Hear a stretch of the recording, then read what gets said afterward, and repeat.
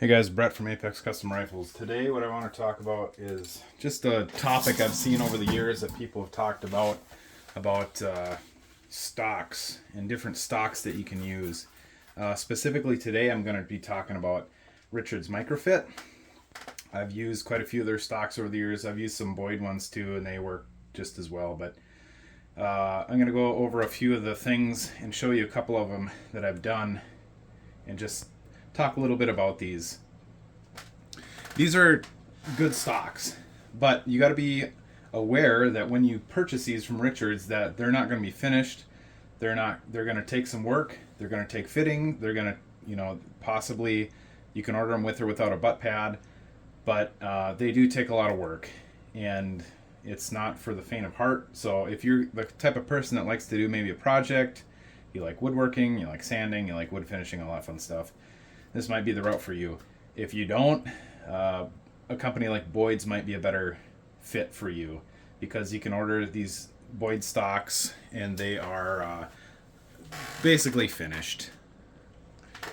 Just an example, here is a finished walnut, just a basic Boyd stock.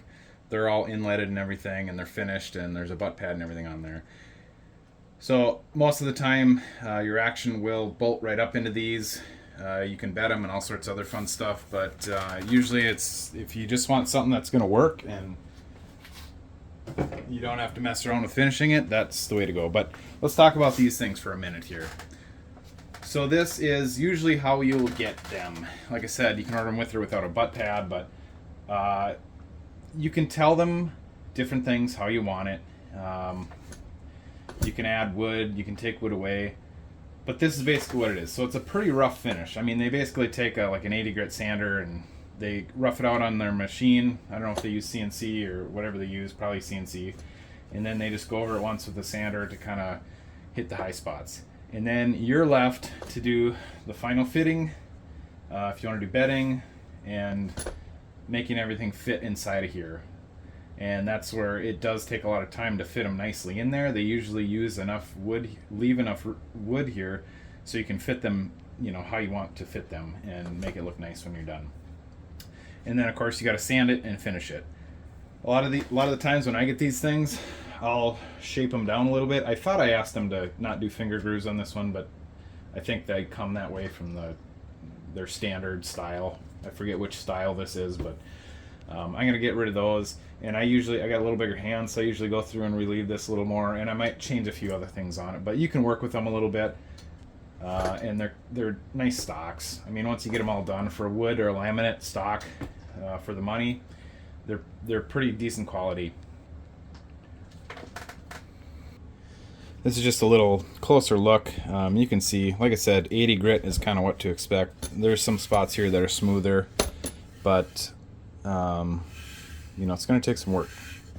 But they do turn out very nice when you're done. So let me show you a couple of them that I have finished in the past. I've used a ton of these stocks over the years, so this is for another project I have. This particular action, they don't make a ton of Macmillan, stuff like that, so unless you want to do it custom, like get a flat top and do your own work, you can do that, but this is a tiny bit easier, and they work good for this type of action. So alright, this is one of my own that I did several years ago. This is a Mauser action, and this is their dual laminate thumb hole version.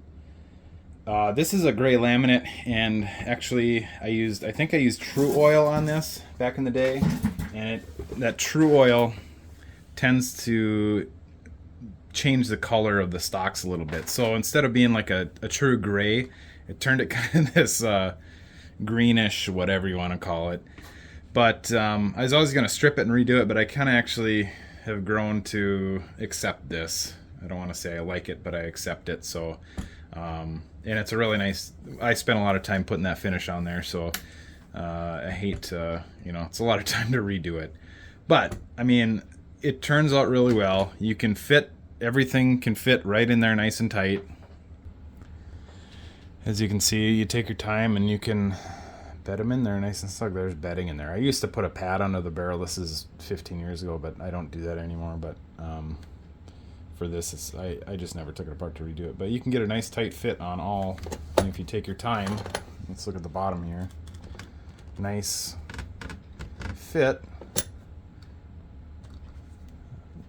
between all that. So, like I said, it does take some time, but you can get there, and it's a little bit of a project. Here's another example. This is for the Rugers, the 1022s. I forget if this was a double or a AAA black walnut, but it turned out very nice, and I did some stippling on there. But as you can see again, you know, they usually are pretty good.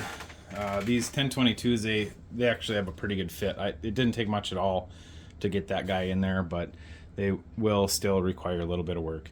And of course the finishing on this, there's probably 20 or 30 coats of finish on here. It's not glass smooth, but it's pretty dang close. I quit at that point, so I think it looks pretty nice. We'll take a look at the other side here. And there's the other side. So there's the back end of it. I honestly was expecting a tad bit more figure out of this guy, because the back end looks decent.